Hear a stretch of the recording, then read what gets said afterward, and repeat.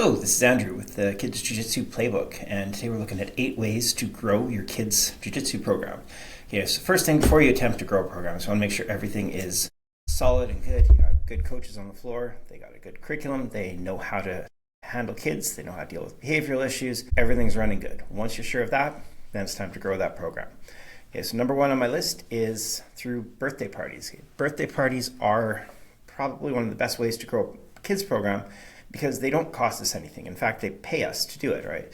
So we have parents who come in and they'll pay us to bring us 10 to 20 of the kids' friends and classmates and teach them a class, right? So we're teaching them a little bit of jiu-jitsu, we're having a party with them, having a great time, and they're coming in, seeing our facility and meeting our coaches.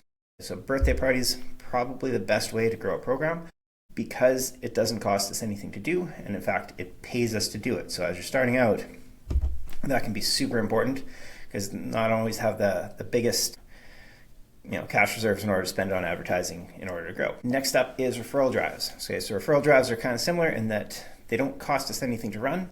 They only cost us when we sign somebody up, right? So very simple in terms of ROI. We sign up a member, we pay out whatever the referral bonus is, done deal. Nobody signs up, doesn't cost us a thing. Okay, so when we're doing a referral contest, we like to try and make it appeal to the kids as much as possible. Make it something fun, gamify it, make a little bit of a spectacle of it. Really try and make it something that's short-term, visible, and has a set start and end date, so we can get a little bit of competition and excitement when we're doing it. Okay, so an example of that would be our St. Patrick's Day contest, where if a kid brings in a friend and they sign up on a membership, they use a sword, they pop a balloon has an amount that is their prize, and then we give them the cash that corresponds to that.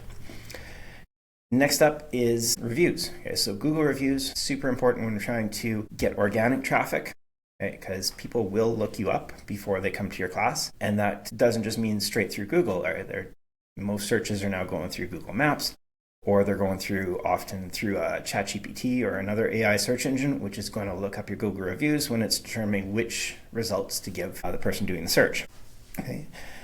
Next is internal events. Okay, so internal events, also a great way to grow a program, because again, we're relying heavily on referrals and our existing members bringing in people who are kind of like them, so they help us sell the program. So that can be things like parents' nights, where we bring a bunch of kids in, have a party, do a bunch of games and activities, give them some pizza. It can also be larger scale events, like our Easter egg hunt, where we're registering 600 kids to come and try out a little bit of martial arts stuff, as well as leave with a basket full of Easter eggs, or barbecues. Or it can also be free events that we do as like community initiatives, like bullying workshops or self-defense workshops, anything that gets people to come to our facility. Next is community events. Okay, so these are events that we're going out into the community, set up a tent or a booth at a festival or whatever else that we can find that'll let us come out and set up a booth, and it has the same kind of target audience that we do. So we're using those as a way to collect leads, right? So when we set up a booth, we want to have, just like online, we want to have some kind of lead magnet, something that gets people to give us their information. Could just be ideally something that connects to what we want. So we like to just do like a free membership, right? Enter your name. If you win, you get a free membership. That way, anybody that puts their name in at least has some interest in joining a martial arts program. If they're entering to win a free membership, they have some interest. Now, everybody that doesn't win, we can still contact them, say, hey, sorry you didn't win, but would you like to come in and try out a free 2 weeks membership as a consolation prize? Next on my list is onboarding.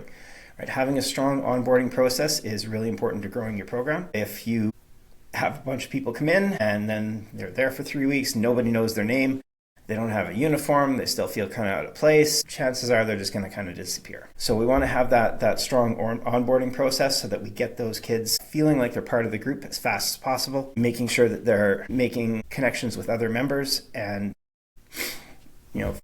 becoming a part of our program, instead of simply feeling like they're just there on a trial, even though it's their 5th or 6th class. The next up is having a strong offer.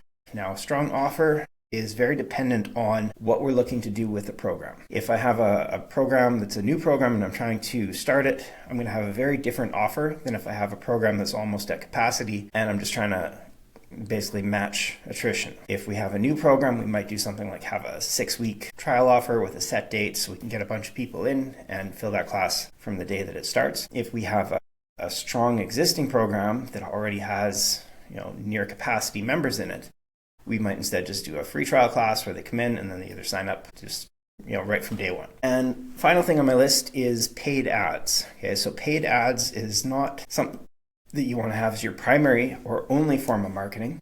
In a sense, it's kind of the easiest one. You just put money in, leads come out. But it works great to amplify other efforts.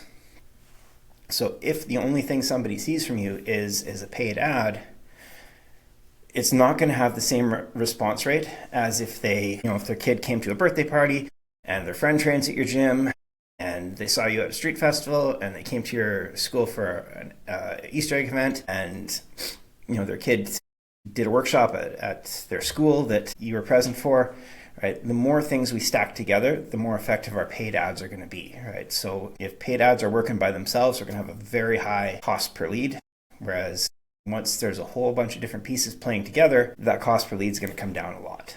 All right, so those are my 8 ways to grow a kids program. If you're not already in it, please join our group. It's a free community. We have a lot of different gym owners with a ton of experience, different coaches. Great place to get new ideas and communicate with other people that are doing the same thing that we are. I just go to kidsbjjplaybook.com and it'll take you to it. Just hit the join community button. And thanks for listening.